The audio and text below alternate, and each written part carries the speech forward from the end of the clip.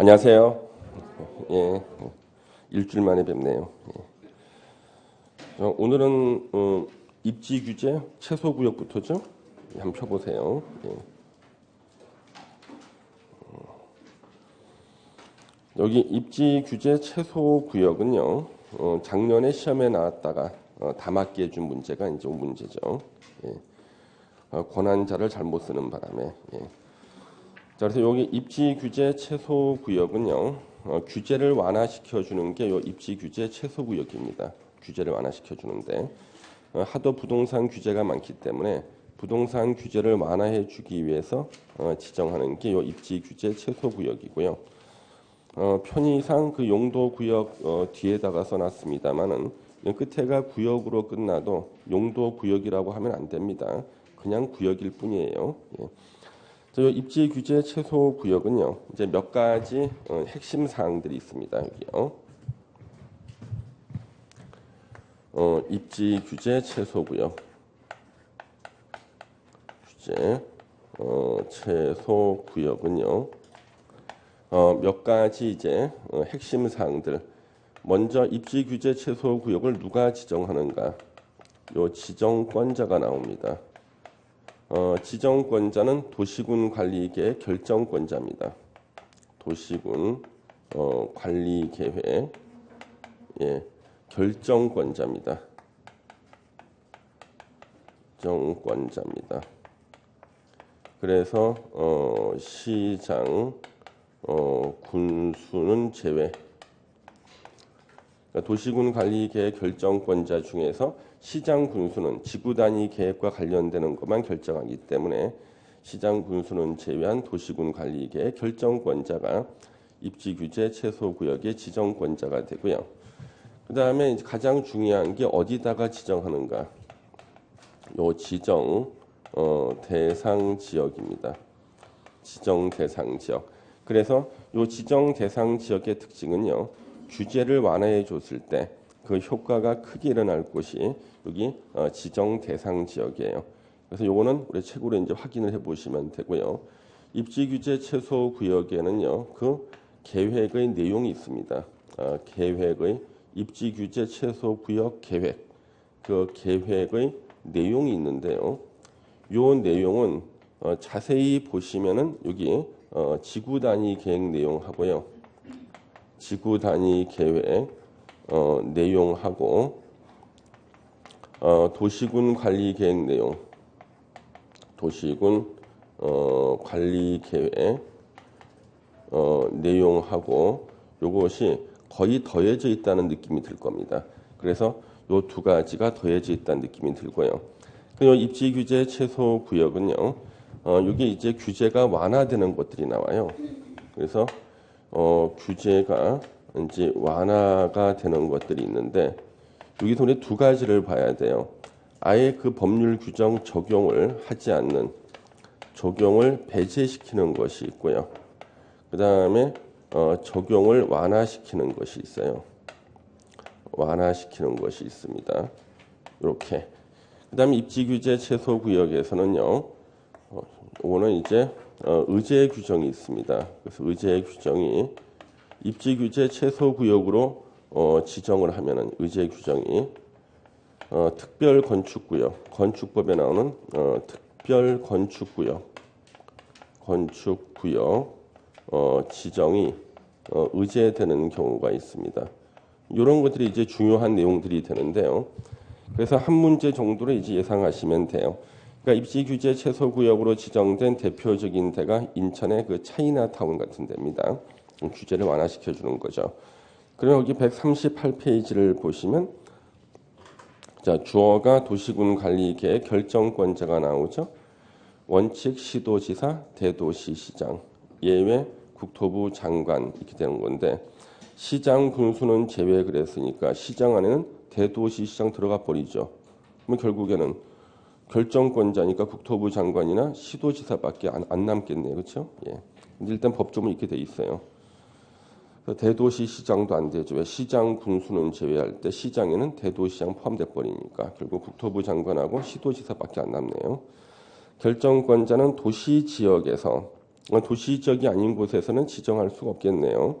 복합적인 토지 이용을 증진시켜 도시 정비를 촉진하고 지역 거점을 육성할 필요가 있다고 인정이 되면은 다음 어느 하나에 해당하는 지역과 그 주변 지역의 전부나 일부를 입지 규제 최소 구역으로 지정할 수 있다.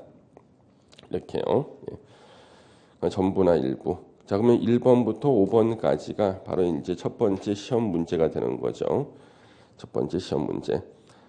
그래서 작년도 기출 문제는 5번을 틀리게 내 가지고 이게 이제 정답이 된 게 있었고요. 그다음 입지 규제 최소 구역의 그 결정권자가 하나가 더 나왔어요. 도시군 관리계의 결정권자. 자, 그래서 여기 보시면은 1번에 도시군 기본 계획에 따른 도심이나 부도심. 서울의 도심은 용산 북쪽이고요. 부도심은 영등포, 영동, 청량리, 왕십리, 상암, 수색 같은 데고요. 생활권의 중심 지역, 서울은 5개 생활권으로 나눠져 있는데 동남 생활권의 중심 지역, 문정, 장지 이렇게 돼 있거든요. 그래서 이런데 규제를 완화시켜주면 효과가 클 것이라는 거예요. 그래서 우리가 산꼭대기에서 아무리 규제를 완화시켜도 효과가 별로 안 큽니다. 그렇죠? 2번은 철도 역사, 이제 서울역 같은데 이런 데들, 터미널, 강남 고속버스 터미널, 항만, 인천항, 공공청사, 서울시청, 문화시설, 세종문화회관 이런 주변들 규제를 완화시켜주면 효과가 크다. 그 다음에 3번 3개 이상 노선이 교차하는 대중교통 결절지로부터 1km 이내에 위치한 지역. 우리 흔히 말하는 바로 이 역세권인데요. 바로 트리플 역세권 그러죠. 그렇죠? 예, 3개 이상 노선이 교차하는. 그래서 서울의 왕십리역이라든가 고속버스 터미널역 이런 데가 되고요. 그 다음에 네 번째가요. 정비법에 따른 노후 불량 건축물이 밀집한 주거지역 또는 공업지역으로서 정비가 시급한 지역. 예. 그러면 서울의 공업지역으로서 정비가 시급한 지역 그러면 뭐 성수동 일대라든가 아니면 금천구 일대가 대표적일 거예요. 그 다음에 5번을 갖다가 작년에 이제 틀리게 냈었는데요. 도시재생 활성화 및 지원에 관한 특별법. 우리가 흔히 요즘에 뉴스에 나오는 도시재생사업이라고 있지 않습니까? 정부가 보니까 돈을 6조 원이나 예산을 준비해 놨다고 합니다. 6조 원 준비해 놨는데 돈이 대출이 아무도 안 받아간대요. 그런 게 있는지 모르기 때문에. 예. 그래서 도시재생 활성화 및 지원에 관한 특별법에서는요. 도시재생 활성화 지역이라는 게 있어요. 근데 도시재생 활성화 지역이 도시경제 기반형 활성화 계획을 수립하는 지역. 여기는 규제를 완화시켜 준다 그랬는데 도시경제 기반형 활성화 계획을 수립하는 지역은 현재 서울에는 없어요. 부산에 한 군데 있고 충청도에 한 군데가 있습니다. 전국에 2군데밖에 없어요. 근데 이것을 갖다가 어떻게 틀리게 되냐면 근린생활형, 그러니까 도시경제 기반형 말고 근린생활형으로 이렇게 시험 틀린 질문을 냈어요. 왜냐 그러면 도시경제 활성화 지역 중에 대표적인 게 2가지예요. 도시경제 기반형하고 근린생활형이 있거든요. 근데 근린생활형으로 틀리게 냈던 거예요. 왜? 근린생활형이 사람들이 더 많이 현재 사업을 하고 있거든요. 지역이 훨씬 더 많아요. 근린생활형이요. 그래서 그러면 우리 시험 보시는 분들이 도시재생 활성화 및 지원에 관한 특별법을 다 공부했겠습니까? 이걸 했을 리가 없잖아요. 예. 근데 출제하시는 교수님은 자기는 했거든. 그래서 도시경제 기반형과 쌍벽을 이루는 게 근린생활형이거든. 그래서 틀린 지문으로 근린생활형을 냈습니다. 그래서 근린생활형 나왔으면 본인이 5번 지문을 외워놨으면 처음 들어보는 거니까 그것을 찍어야 되는데 우리는 기억력이 어디까지 유지가 되냐 그러면 도시재생 활성화 밑까지 보통 기억이 돼. 도시재생 활성화 밑까지. 예. 그리고 써주고 예, 근린생활형 하니까 도시경제 기반형이라는 게 잘 기억이 안 나는 거거든요. 예. 근린생활형은 우리가 쉽게 보는 거예요. 바로 낡은 상가들 있죠. 낡은 상가 있는 곳 있죠. 거기를 갖다가 도시재생 사업하는 거라고요, 보통요. 예. 그래서 5번은 이게 작년에 시험에 틀리게 났던 지문이고요. 이 5개를 이제 기억하셔야 됩니다. 그 다음에 거기 내용은 입지 규제 최소 구역에서 적용되는 계획의 내용인데 거기는 3번을 일단 체크하셔야 돼요. 주요 기반 시설 확보에 관한 사항, 주요 기반 시설 확보에 관한 사항이라는 게 나오죠. 주요 기반 시설 확보에 관한 사항. 그래서 여기 보시면은 지금 건폐율 용적률 높이에 관한 사항이 있잖아요. 요거는 지구 단위 계획 내용이 나오고요. 건축물의 용도는 역시 지구 단위 계획 내용이 나오고, 용도가 용도 지역 용도 지구는요 도시군 관리 계획 내용이 나오죠. 지구 단위 계획 결정도 도시군 관리 계획이 나오고, 그래서 보통 지구 단위 계획 내용과 도시군 관리 계획 내용이 섞여 있거든요. 근데 섞여 있지 않고 특징적인 게 3번이 기반 시설 확보에 관한 사항이라는 거예요. 그래서 그거는 하나 체크를 하시면 되고요. 가로 3번. 당연히 입지 규제 최소 구역과 그 계획은 도시군 관리 계획 내용 6번에 있었죠. 그러니까 도시군 관리 계획으로 구역 지정을 결정하고 계획 수립을 결정하고요. 그 다음에 동그라미 이제 2번이 이제 우리가 체크할 내용이에요. 그러면 입지 규제 최소 구역이 지정되면 그 지역의 땅값은 어떻게 될까요? 올라가겠죠. 그러면 사람들이 규제가 완화가 되니까 건물을 많이 짓겠죠. 그러면 기반 시설이 부족해져요. 그러면 기반 시설을 추가 설치하는 비용을 누구에게 부담을 시킬 것인가? 토지 소유자. 얼만큼 부담시킬 것인가? 거기 보면 토지 가치 상승분이라고 나오죠. 땅값 오른 만큼 토지 가치 상승분 그 범위 내에서 기반 시설을 설치할 비용을 부담시킨다. 거기 또 중요한 얘기죠. 동그라미 3번에 보시면은 자, 도시군 관리계획 결정권자가 도시군 관리계획을 결정하기 위해서 관계 행정기관의 장과 협의하는 경우에는 협의 요청을 받은 기관의 장은 그 요청을 받은 날로부터 10일 이내에 의견을 회신해야 된다. 우리 부동산 공법에는 의견을 제시한다는 말을 쓰지 의견 회신이라는 말을 안 써요. 그러니까 이 부분을 갖다가 만든 그 담당자가 부동산 공법을 처음 담당하신 분이라는 게 표가 납니다. 의견 회신 이런 것은요. 주로 노동법이라든가 사회보장법 같은 데서 의견 회신이라는 단어를 쓰고요. 우리 부동산 공법에서는 의견 제시라는 단어를 써요. 그리고 또 부동산 공법은 가로에 근무일 기준이라는 단어를 안 써줘요.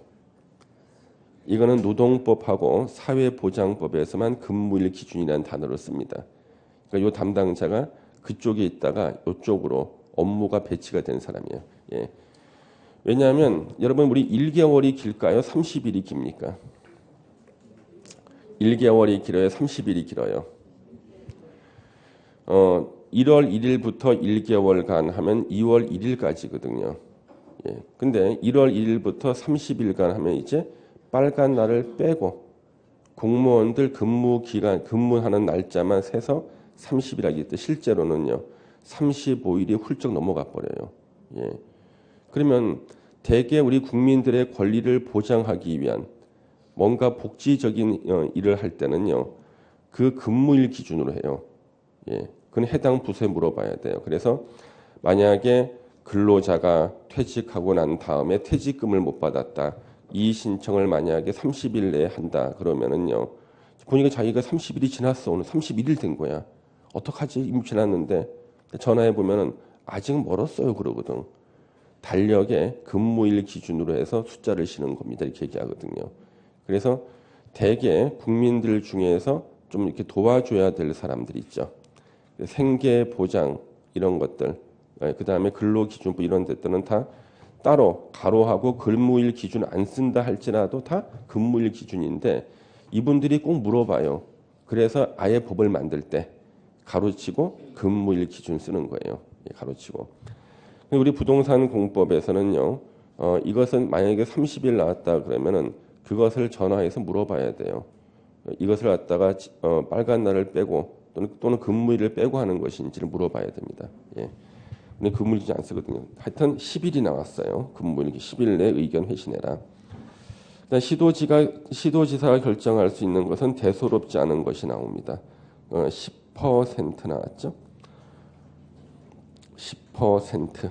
예. 그다음 2번은 20% 이내가 나왔습니다. 예, 변경. 그 다음에 동그라미 5번. 예, 이건 뭐냐 그러면 다른 법률에서 도시군 관리 계획 결정이 의제가 된다 할지라도 입지 규제 최소 구역은 의제되지 않아요. 그러니까 입지 규제 최소 구역을 지정하고 싶다. 그랬을 때는 반드시 도시군 관리 계획으로 결정해야 돼요. 다른 법에서 어떤 결정이 있었다고 해서 이게 의제되는 일은 없다는 거예요. 예. 그다음 6번의 그 기준. 자, 수립 기준은 누가 정합니까? 항상 국토부 장관이 정합니다. 예. 자, 뒤로 넘겨 주시면은요. 2번 입지 규제 최소 구역에서 거기에 행위 제한이라는 게 나오죠. 행위 제한. 예. 행위 제한은 예. 강화하거나 완화해서 따로 입지 규제 최소 구역으로 정한다. 그래서 뭐 법에는 강화할 수도 있고 완화할 수도 있습니다. 원래 전체는 완화하는 것이 목적인데 강화나 완화, 구체적인 항목에 대해서는 강화나 완화할 수 있다.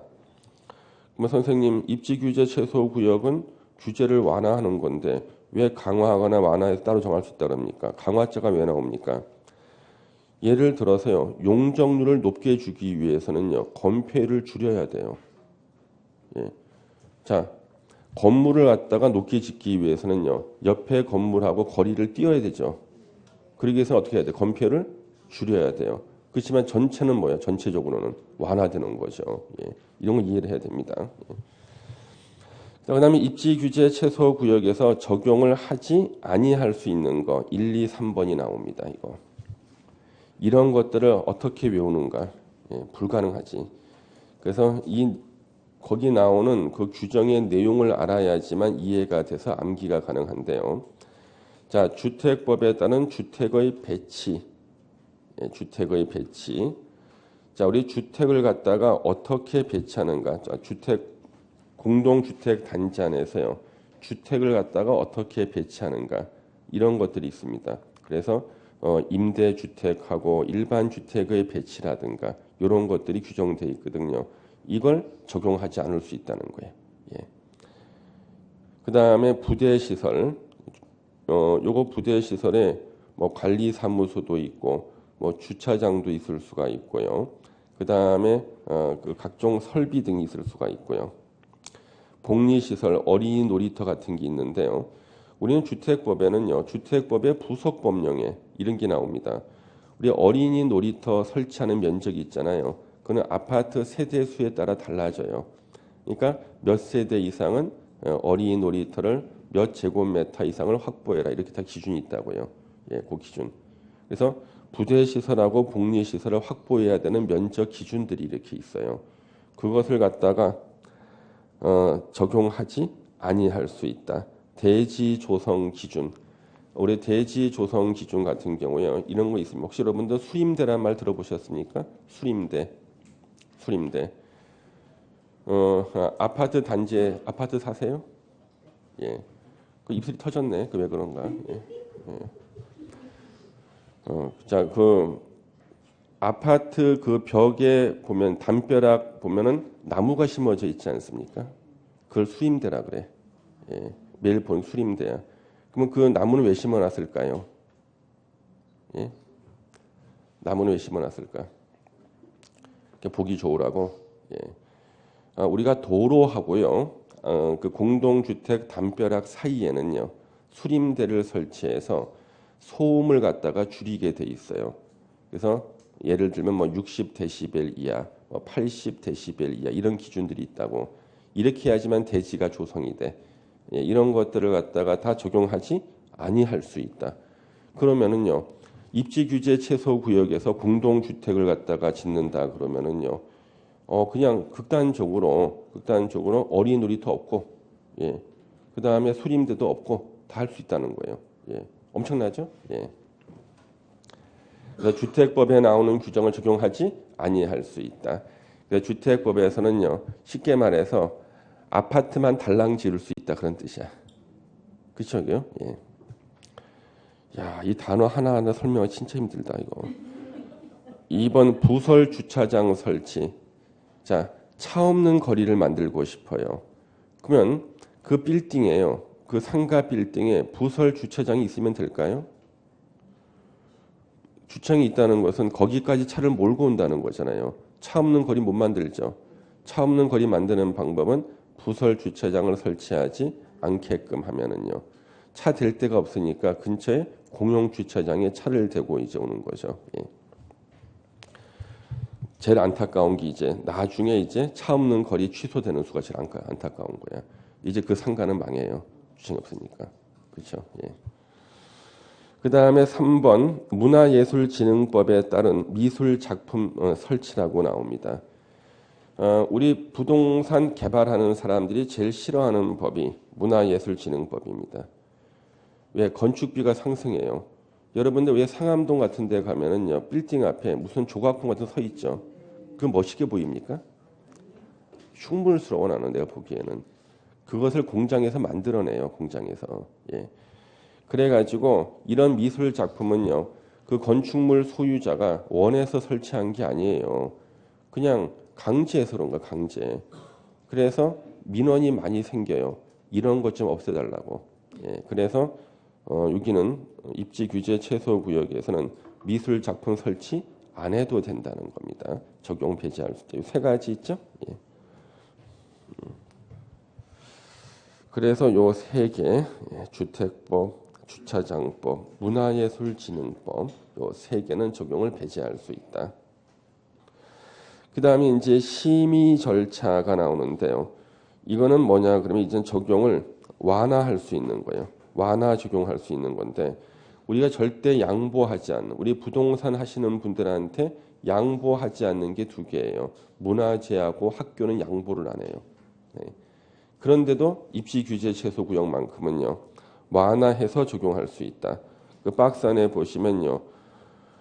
학교보건법, 학교환경위생정화구역에서 행위제한, 문화재보호법에 따른 역사문화환경보존지역에서 행위제한, 이것을 완화하여 적용할 수 있다 돼 있죠.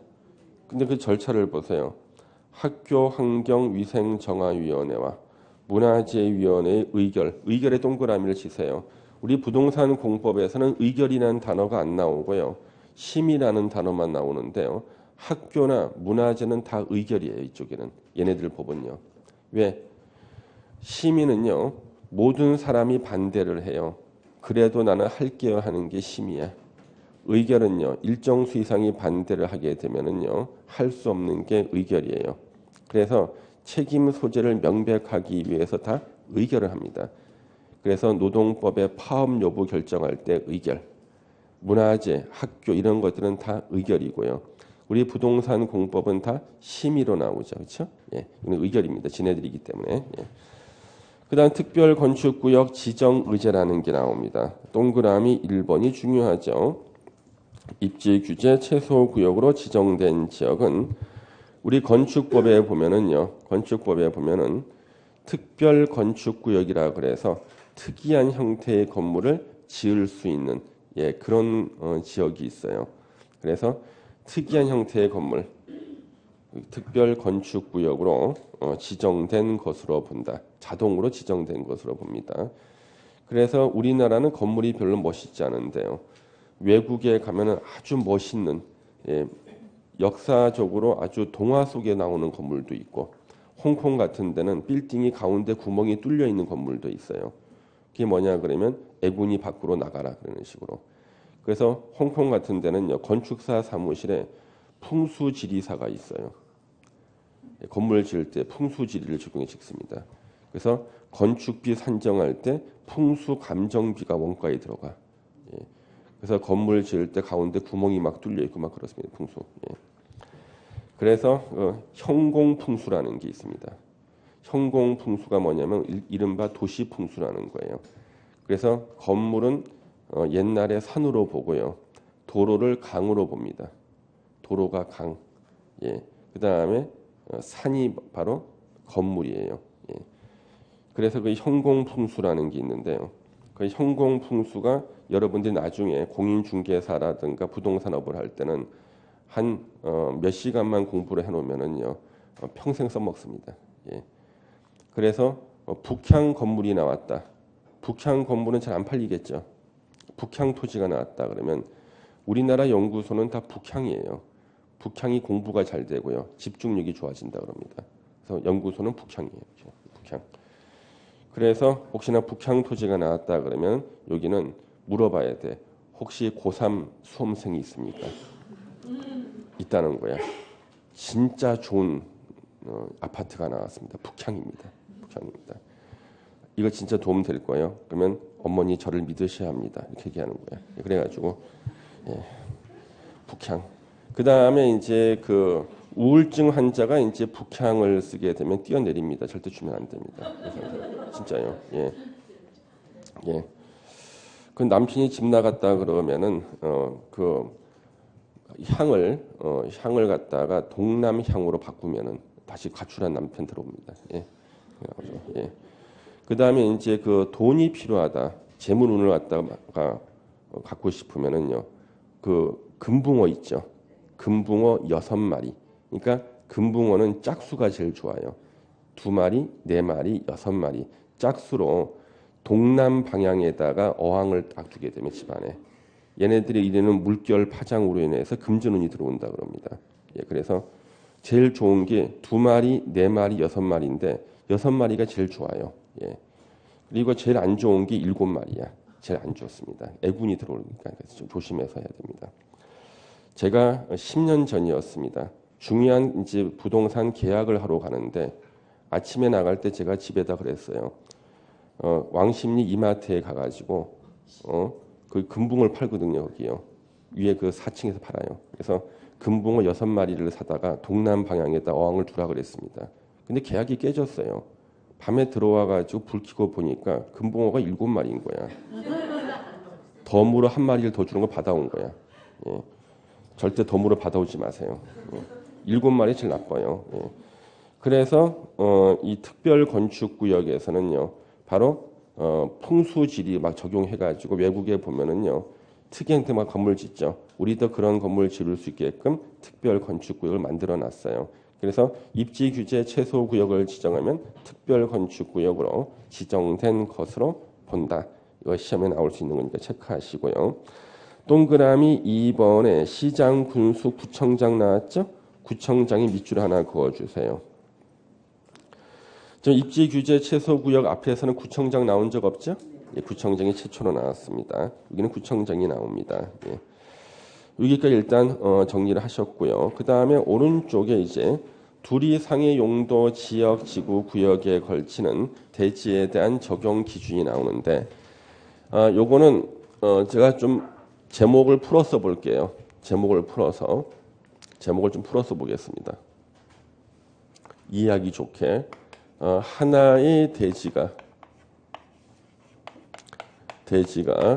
2개 이상 용도, 지역, 지구, 구역 등에 걸치는 경우, 그래서 하나의 대지가 2개 이상 용도, 지역, 지구, 구역 등에 걸치는 경우에 행위 제한입니다.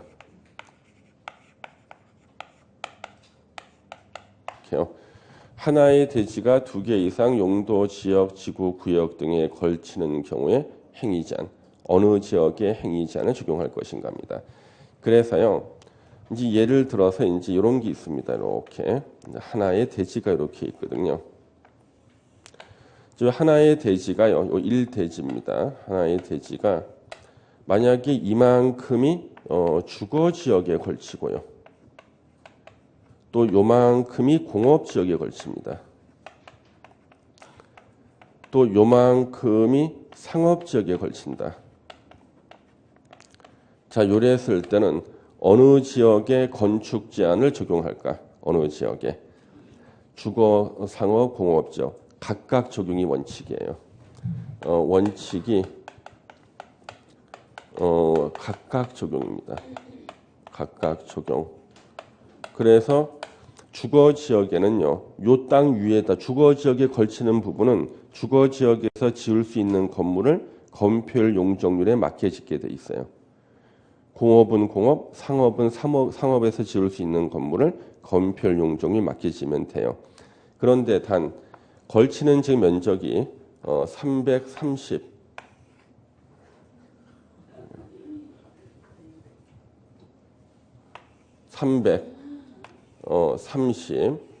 330 제곱미터 이하는 가장 큰 면적이 걸치는 가장 큰 지역의 건축 제한을 적용합니다. 건축 제한 적용한다. 그리고 건폐율과 용적률은 가중 평균합니다. 그래서 330제곱미터 이하는요, 가장 큰 지역의 건축 제한을 적용하고요. 건폐율 용적률은 가중 평균한다. 자, 이게 무슨 뜻이냐 그러면 여기서 지금 주거 지역이요. 예를 들어서 한 700제곱미터고 공업이 400제곱미터, 상업이 300제곱미터다. 그랬을 때 여기서 330제곱미터 이하는요. 가장 큰 쪽에 행위 제한이 적용된다. 그러면 이때 상업 지역에 건축 제한, 어떠한 종류의 건물을 지을 수 있냐? 어느 지역 적용되겠어요? 주거 지역에 적용되겠죠.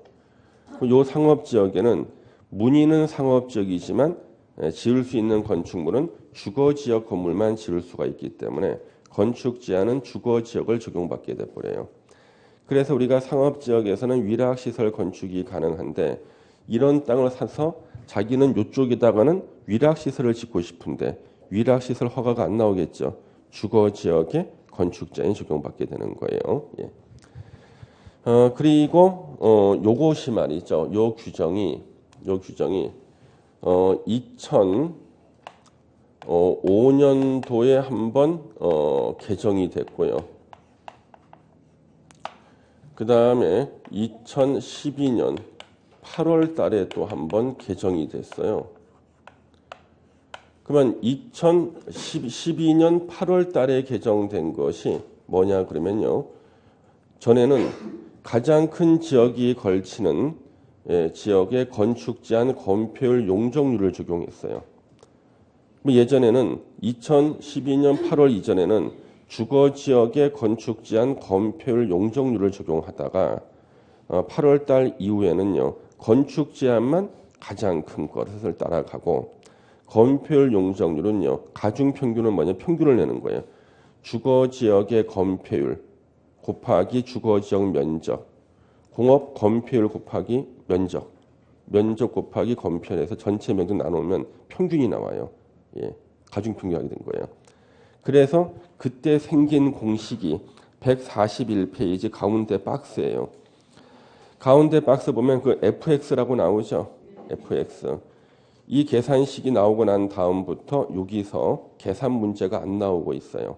그래서 항상 여기에서는요. 여기서 지을 수 있는 건축물의 연면적이 얼마인가를 구하는 문제가 2011년도까지 매년 한 문제씩 빠짐없이 나왔어요. 그러다가 이 fx 계산식이 가중평균하는 계산식이 생기고 난 2012년도부터는 계산 문제가 단 한 문제도 안 나왔어요. 왜? 계산을 한 번 더 해야 돼요. 가중평균한 건폐율 용적률을 구해야지만 요 위에다가 지을 수 있는 최대 건축 연면적이 얼마인가 하는 계산이 가능하거든요. 그래서 이 출제하시는 교수님이 다 법대 교수님들인데 이분들은 요 fx가 싫어서 법대 오신 분들이에요. fx가. 제가 싫어하는 걸그룹이 있어요. fx 싫어요. 예. 왜? 이것만 보면은요 머리에 지진이 생깁니다. 그래서 2012년도부터 계산 문제가 한 문제도 안 나와요. 그 전까지는 매년 나오다가 그 다음에 2005년도에 개정된 것이 뭐냐 그러면요. 이때는 330제곱미터 이하잖아요. 여기에 뒤에 가로가 생긴 거예요. 가로가 도로변에 띠 모양으로 지정된 지정된 상업지역은 330이 아니라 660제곱미터를 기준으로 한다. 200평을 기준으로 하는 거예요. 자, 그만 보세요. 우리 도로변의 띠 모양으로 지정된 상업지역 어떤 거냐 그러면요. 띠 모양은 가늘고 길다는 뜻이에요. 자, 이렇게 도로가 있고요. 도로. 예. 옆에 이제 이쪽으로 할까? 예. 이쪽에 이렇게 대지가 이렇게 있습니다. 그런데 여기가 상업지역인 거예요.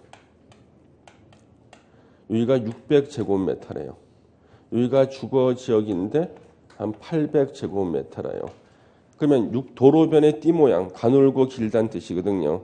저 상업지역 600에는 어느 지역에 건축 제한이 적용됩니까?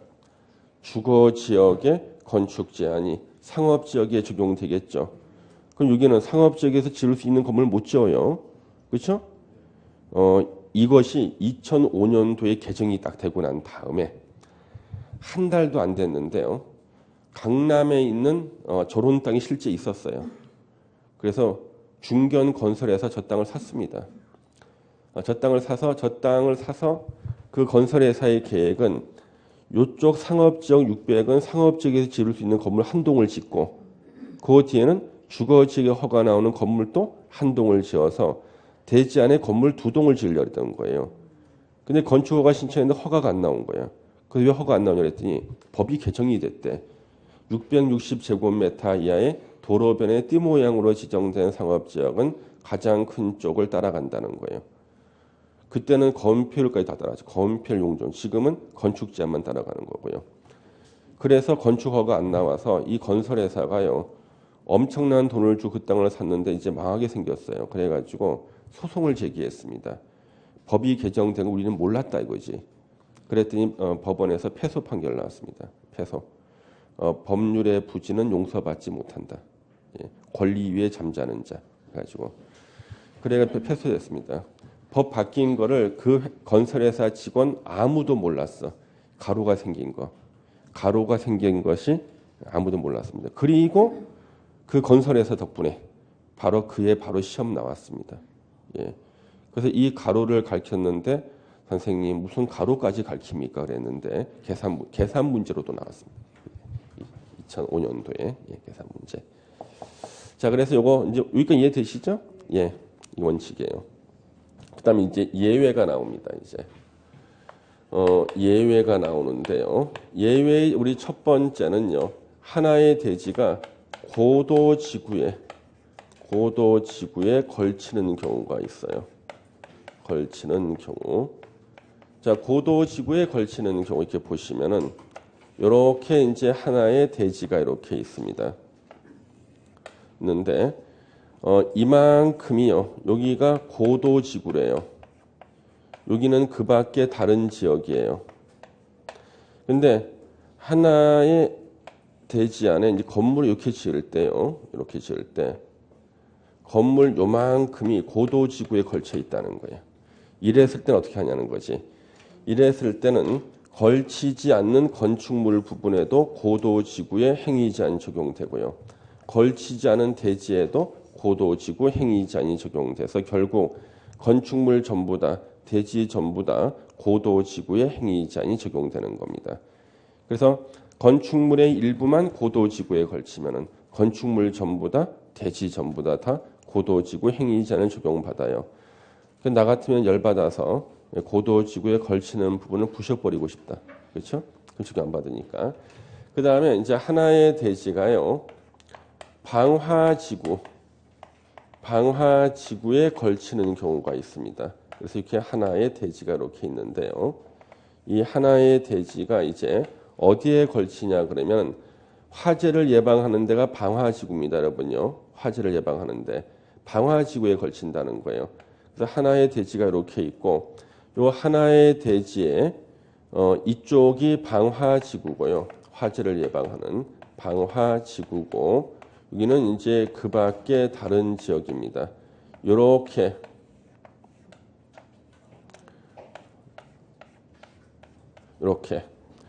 자, 이렇게 방화 지구의 건축물의 일부가 걸치게 되지 않습니까? 요랬을 때는요. 걸치지 않은 건축물 부분에 이쪽에 방화 지구의 행위 제한이 적용이 돼요. 이쪽에 걸치지 않는 대지에는 적용되지 않습니다. 대지는 불이 안 타거든요. 그래서 건축물의 일부가 방화 지구에 걸치면 걸치지 않은 쪽까지 포함해서 건축물 전부 다 방화 지구의 행위 제한이 적용된다는 거죠. 대지는 걸치지 않는 부분에 적용되지 않고 이럴 때 요 경계가요. 요 경계선이 방화벽으로 구획이 되는 경우가 있어요. 방화벽. 방화벽이 설치가 되면 불이 넘어가지 않잖아요. 예, 그때는 방화지구는 방화지구, 그 밖의 지역은 그 밖의 지역 이렇게 각각 적용하게 됩니다. 각각 적용하게 된다. 이게 이제 방화지구에 걸칠 때고요.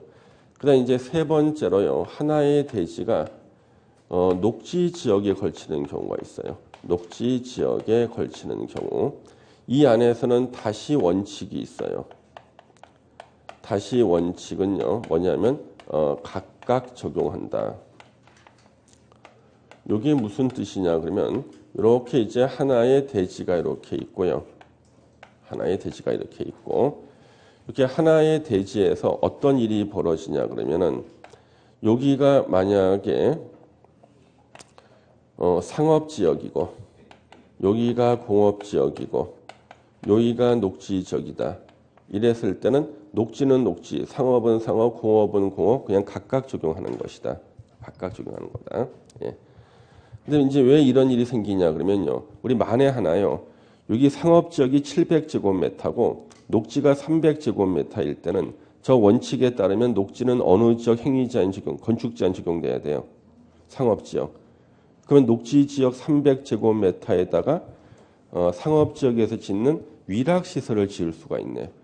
그래서 녹지지역 숲속에 갔더니요. 사이키 조명이 돌아가.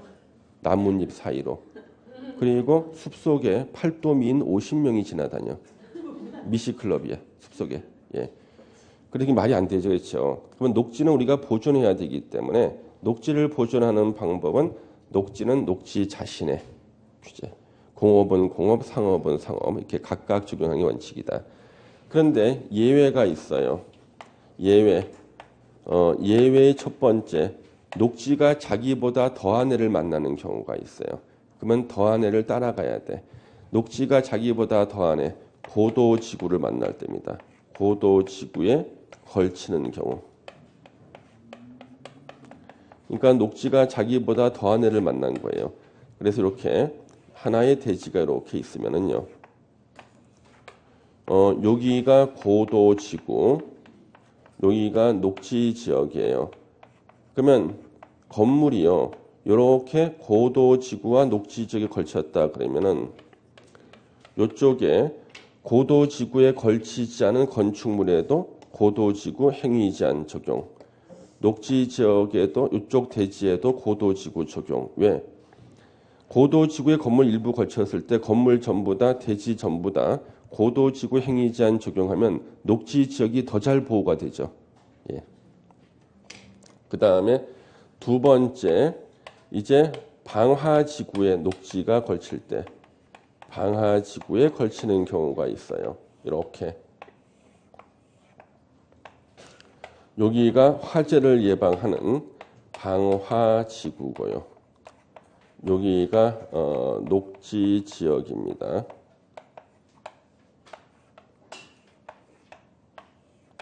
이렇게 빗금을 치는 게. 자, 방화지구 이렇게 빗금 친 부분이 걸쳤습니다. 이 건물이요. 이럴 때는 걸치지 않은 이쪽 건축물 부분에도 방화지구의 행위 제한 적용. 이쪽의 대지에는 적용되지 않아요. 대지는 불이 안 타니까. 그 다음에 이 경계가 방화벽으로 구획돼 있으면 불이 넘어가지 않죠? 그럴 때는 방화벽으로 구획이 돼 있다 그러면은 방화지구 쪽은 방화지구, 녹지지역은 녹지지역 각각 적용이 된다 이거죠. 여기 이제 거기 나오는 얘기인데 그러면 거기 나오는 문장을 하나씩 보고 이제 예전에는 2011년도까지는 계산 문제가 매년 한 문제씩 나왔는데요. 2012년도부터 FX가 생기고 난 다음부터는 계산 문제는 안 나오고 지문만 나오고 있어요. 지문. 자, 여기 가로 1번 원칙 보시면 하나의 대지가 둘 이상의 용도, 지역, 지구, 구역에 걸치는 경우 가장 작은 부분이 330제곱미터 이하인 경우 가로 도로변의 띠 모양으로 지정된 상업지역은 660 이하인 경우는 전체 대지의 건폐율 및 용적률은요. 자, 가중 평균한 값을 적용하고 건축 제한에 대해서는요. 가장 넓은 면적이 속하는 용도, 지역 등에 관한 규정을 적용한다. 가로 2번의 예외 보세요. 건축물이 고도 지구에 걸쳐 있을 때는 건축물 전부 다, 대지 전부 다 고도 지구의 규정을 적용하고요. 2번 하나의 건축물이 방화 지구에 걸쳐 있을 때 원칙 보세요. 하나의 건축물이 방화 지구와 그 밖의 지에 걸쳐 있을 때는 그 전부, 그래서 이때 전부는 건축물 전부를 말하는 거예요. 건축물 전부에 대해서 방화 지구 건축물에 관한 규정을 적용한다. 걸치지 않은 대지에 적용하지 않는다는 뜻이에요. 뒤로 넘겨서 예외. 방화지구와 그 밖의 지역의 경계가 방화벽으로 구획되어 있을 때는요. 그러하지 아니하다. 각각 적용한다는 뜻이에요. 3번 하나의 대지가 녹지 지역과 그 밖의 지역에 걸쳐 있을 때 원칙. 이때는요. 각각의 용도, 지역 등의 규정을 적용한다. 이게 원칙입니다. 각각. 예외. 고도나 방화지구에 걸쳐 있을 때는 고도지구는 건축물 대지 전부, 방화는 건축물만 방화지구 규정 따라간다. 이런 뜻입니다. 그래서 그거 좀 체크해서 보시면 되겠네요. 그래서 책에 써 있는 문장을 아무리 읽어도 잘 이해가 안 되기 때문에 진짜 그림을 그렸습니다. 이렇게요. 이 그림을 보고 이해하시면 되고. 그래서 예전에는 계산 문제 계속 나오다 요즘에는 FX 때문에 계산을 2번 해야 되니까 안 나와요. 왜냐하면 문제 냈다가 본인들이 출제 오류가 될까 봐 겁이 나는 거예요. 그래서 요즘에는 문장만 나오는데 문장은 2개가 제일 중요해. 하나의 건축, 하나의 대지에 고도 지구의 건축물의 일부가 걸쳤을 때 건축물 전부다, 대지 전부다 고도 지구 규정을 적용한다. 건물 일부가 방화지구에 걸쳤을 때는 건축물 전부다 방화지구의 규정을 적용한다. 이 2개의 지문이 거의 중심이에요. 그거 잘 기억하시면 되겠습니다. 잠시 쉬었다 이제 지구 단위 계획 보겠습니다.